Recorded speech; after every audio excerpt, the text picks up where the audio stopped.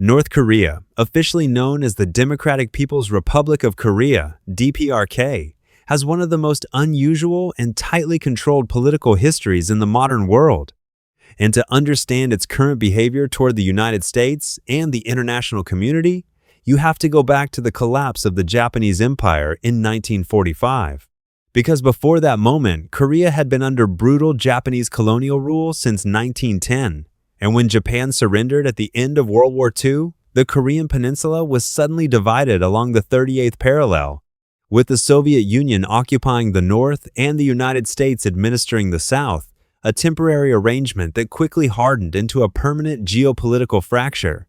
And as Cold War tensions intensified, the Soviets installed Kim Il-sung, a guerrilla fighter with strong communist credentials, as the leader of the Northern Zone, while the U.S. said, backed Syngman Rhee in the South, and consequently two rival Korean states were formally created in 1948, each claiming legitimacy over the entire peninsula, which set the stage for one of the most devastating conflicts of the 20th century, because in June 1950, North Korean forces, heavily armed by the Soviet Union and later supported by China, crossed the 38th parallel in an attempt to reunify Korea by force, triggering the Korean War. And although U.S.-led United Nations forces initially pushed the North Korean army back toward the Chinese border, China's massive intervention reversed the battlefield again.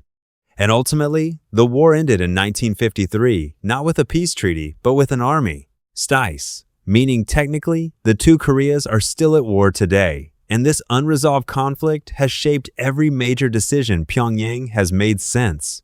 Because Kim Il-sung emerged from the war determined to build a hyper-militarized, self-reliant state, which he branded under the ideology of Juche, or extreme national self-sufficiency, and over the following decades, North Korea systematically isolated itself from global markets, purged internal rivals, and constructed one of the world's most rigid personality cults around Kim Il-sung, portraying him not merely as a political leader, but as a near-mythical national father. And meanwhile, the regime maintained heavy economic and military backing from both the Soviet Union and China throughout the Cold War, which allowed North Korea to industrialize rapidly in the 1960s and early 1970s. However, the apparent stability began to crack in the late 1980s and early 1990s, because the collapse of the Soviet Union suddenly cut off crucial subsidies, cheap fuel, and trade support. And as a result, the North Korean economy went into freefall, leading to the catastrophic famine of the mid-1990s known as the Arduous March, during which hundreds of thousands, and possibly over 1 million people, died from hunger and related diseases. And although the regime never fully disclosed the scale of the disaster, satellite imagery and defector testimony later confirmed the severity of the crisis. Yet despite this near collapse, the political system itself survived, largely because of the regime's extreme internal control mechanisms and the Heredita Rye succession that followed Kim Il-sung's death in 1994, when his son Kim Jong Il took power, marking the world's first communist dynasty.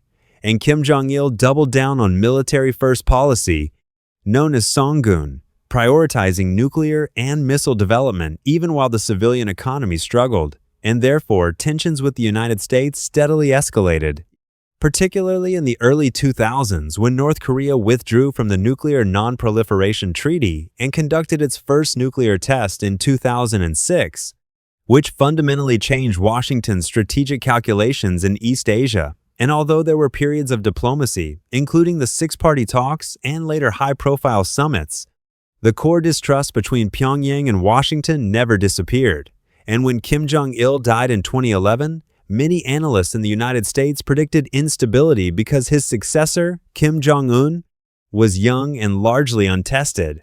However, those predictions proved wrong because Kim Jong Un quickly consolidated power through purges, elite reshuffling, and accelerated weapons testing.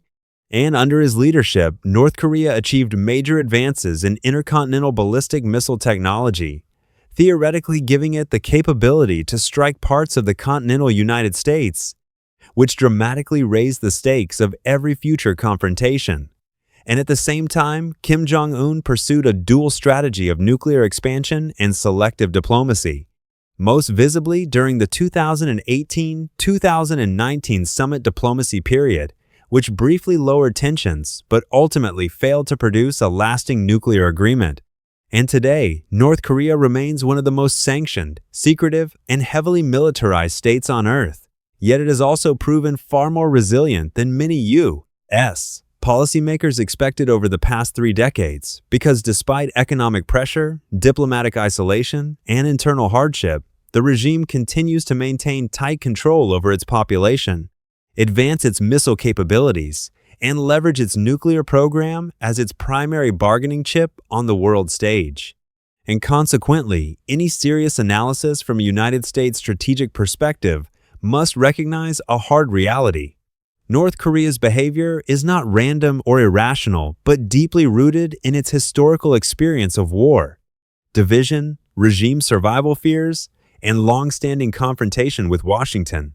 And unless those underlying security dynamics change in a meaningful way, the uneasy standoff on the Korean Peninsula is likely to remain one of the most persistent and dangerous flashpoints in global geopolitics for years to come.